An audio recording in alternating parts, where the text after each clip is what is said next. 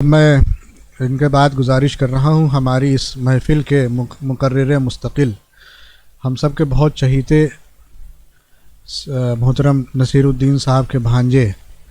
اور ان کے خط پت کے بارے میں زیادہ تو میں ذکر کروں گا نہیں،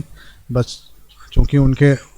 ماموں کی محفل ہے اور ان کی یاد میں وہ خطاب فرماتے ہیں، میں بہت محبت کے ساتھ بڑے ادب کے ساتھ گزارش کر رہا ہوں عالی مرتبت محترم انور علی پپو مرزا صاحب سے کہ وہ تشریف لائیں اور اپنے خطاب سے ہم سب کو نوازیں۔ تو تھوڑا تالی والی ہوتی رہے تو جان بنی رہتی ہے محفل میں۔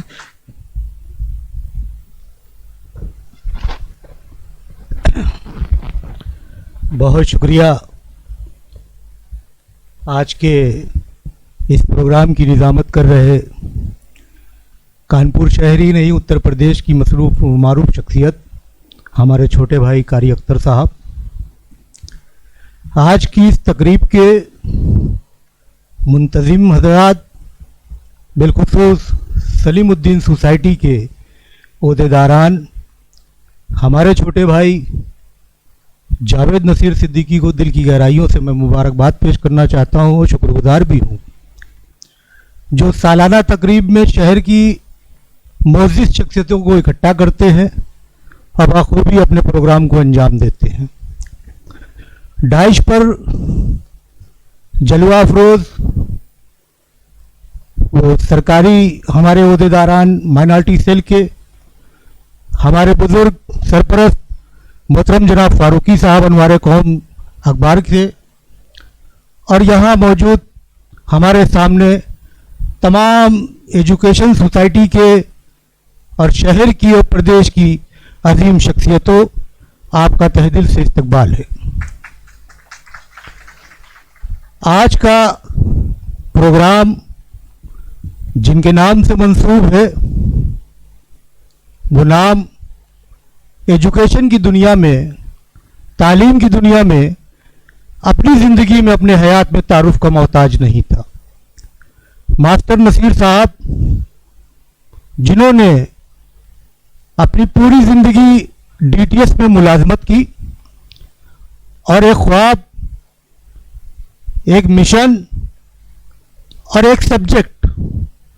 میں جتنی دعا کروں ان کے لیے وہ کم ہے، کیونکہ اس کائنات میں، اس دنیا میں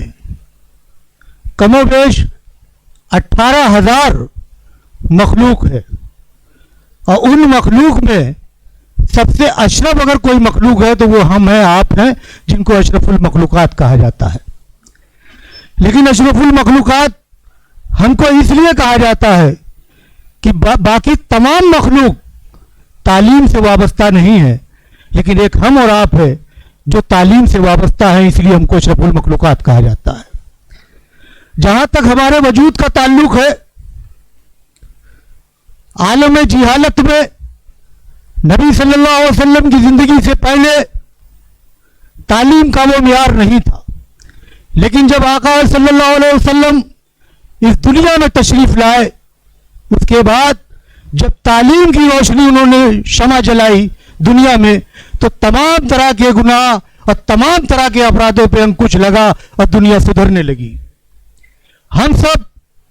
جن کو صحابہ اکرام کہتے ہیں، تو صحابہ اکرام بھی شروعات سے صحابہ اکرام نہیں کہلائے۔ آپ صلی اللہ علیہ وسلم نے کسی کی بھی زندگی میں جب اس میں کوئی گناہ تھا تو اس کے گناہ کو ٹوکا نہیں، اس کو تعلیم کی ہدایت دی، اور جس کی وجہ یہ ہوئی کہ وہی لوگ جو گمراہ تھے، جو راہ سے بھٹکے ہوئے تھے، وہ لوگ صحابی کہلائے، اور قرآن نے بھی ان کو رضی اللہ تعالی عنہ کا خطاب دیا۔ یہ مشن، یہ سوچ، یہ فکر تھی مرحوم نصیر الدین صدیقی کی، جس کو ایجوکیشن کہتے ہیں، اور وہ تعلیمی ادارے سے ہی ممکن تھی۔ ماسٹر صاحب نے اپنی زندگی میں بڑا سنگھرش کیا، بڑی جدوجہد کی، دیہات کے رہنے والے تھے، ابتدائی دنوں میں لال املی میں ملازمت کی، اس کے بعد انہوں نے ایجوکیشن سے اپنی زندگی کو جوڑا، اور رفتہ رفتہ شیام نگر کے اندر ایک اسکول کی بنیاد ڈالی۔ اور میں پھر ایک بار جاوید نصیر صدیقی اور طارق نصیر صدیقی کو